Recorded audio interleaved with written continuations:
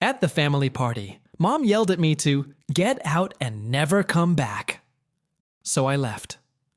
Weeks later, Dad asked why I'd stopped paying the mortgage. My answer shut them down. You've always been the problem, Elias. You ruin every single thing. The wine glass hits the floor, shattering. My mother's chest heaves, her hand still raised from the throw.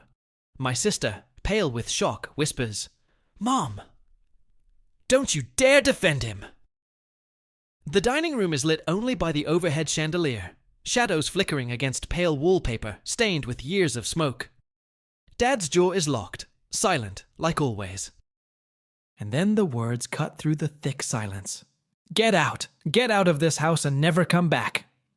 Her voice shakes, but mine doesn't. I grab my coat, and before I close the door, my brother shouts after me. We know what you did, Elias. Don't pretend you're innocent. My name is Elias Corwin. 26. The quiet one. The mule. The one who pays while others drink. Who fixes while others break. I don't yell back. Never did. They mistake silence for weakness. But silence. It's a knife you keep sharp, and I've kept mine sharper than they know. Family members introduced. Seraphine, Sarah, 29, my older sister. Pretty, brittle, quick with cruel words when cornered. Jonas, 31, my older brother. Loud, reckless, carries Dad's temper in his chest. Mara, Mom, 54, the executioner in pearls. Sharp tongue, sharper judgment. Dale, Dad, 58. Silent, unreadable, a man who folds into himself when things burn. Sarah clutches her wineglass like a lifeline. Jonas paces, restless. Mara trembles, tears that are more rage than sorrow. Dale just stares at me. And I stare back.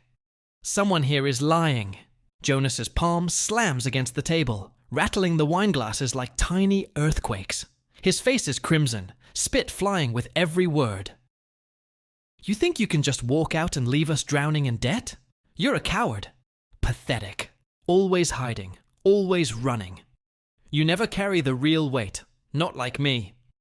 His chest heaves like a bull ready to charge. I raise one eyebrow, silent, letting his words crash against the stone wall of my calm. The silence makes him angrier. Mom's voice slices through, shrill as broken glass. You were supposed to help this family. You promised us. No, I never promised. You just decided my silence was agreement. But then something subtle happens. My sister, Seraphine, leans forward, her knuckles whitening around her glass. And too quickly, too nervously, she blurts, "We'll lose the house if he stops paying." He knows that. He knows it'll destroy us. Her words tumble like a confession before she can catch them. The whole room stills. Jonas blinks. Mom's jaw tightens. Even Dad glances up, sharp, fleeting, like the flick of a knife. Why would Sarah assume I might stop? Why is she so scared of it? The chandelier buzzes above us, a faint hum like an electric warning. Alliances solidify like armies forming battle lines. Sarah shifts to Mom's side, whispering in her ear. Jonas stands, pacing, muttering curses under his breath. Dad sits carved from stone, present but absent. Always absent. Jonas spins on me, eyes blazing. You're selfish, Elias. You've always been selfish. You sit there, acting quiet, acting innocent. But you're a parasite. You feed off this family and give nothing back. His words echo. My lips twitch into something sharp. Not a smile. Something darker. For the first time all night, I laugh. It's not a warm laugh. It's cold, hollow, edged like a blade pulled across stone. The sound freezes them, like I've just slit the air between us. I rise slowly, my chair legs screeching against the floor like nails dragged on metal. You think this is about money? I murmur. My voice is calm. Too calm. No, this is about what you all did to me. The air drops 10 degrees. Sarah swallows hard, her lips parting but no words come out.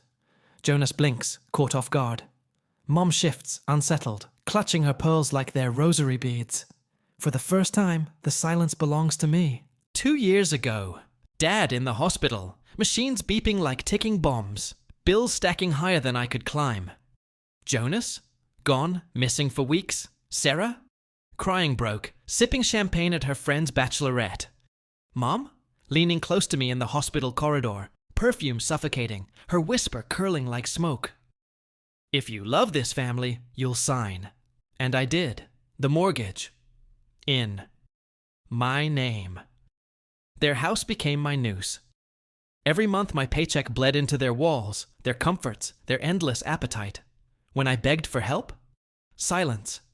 When I lost my job for missing shifts, covering Dad's hospital runs? Blame. When I couldn't afford my rent, slept in my car in winter? Laughter. I remember Mom's exact words. Don't be dramatic, Elias. Sacrifice is what family means. If you can't handle it, maybe you don't belong here. Her voice wasn't just cruel. It was surgical, precise, designed to cut. And Dad? He just looked away. He always did.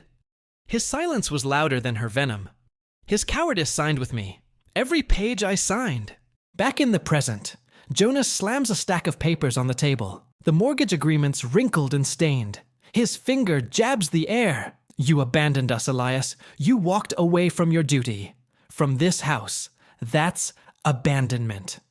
Slowly, I push the papers back across the table, sliding them like they're a weapon. No, I whisper, steady. It's called ownership transfer. You forged my signature last year. The words drop like a thunderclap. Sarah gasps, hand flying to her mouth. Mom's face drains to paper white. Jonah stumbles back a step, jaw unhinged. I pull a folder from my coat. Bank copies. Notarized reports. Ironclad proof.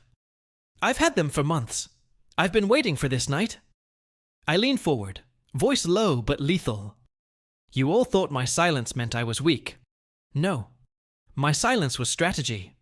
I've been watching. Documenting. Waiting. The chandelier hums louder, flickering like it wants to watch the collapse. Chaos detonates. Mom bursts into sobs, clawing at her hair. Elias, baby, you don't understand. We did it for you, for us, for family.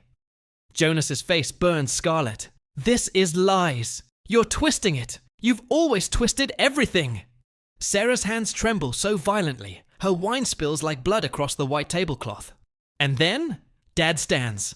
For the first time, his voice cuts through. Low, heavy, weighted with something close to shame. They made me, Elias. They threatened to walk out. I thought you could handle it, son. You were the strong one. The words punch me harder than any scream could. My chest burns, but my eyes stay locked on him. I tilt my head, a bitter smile curving.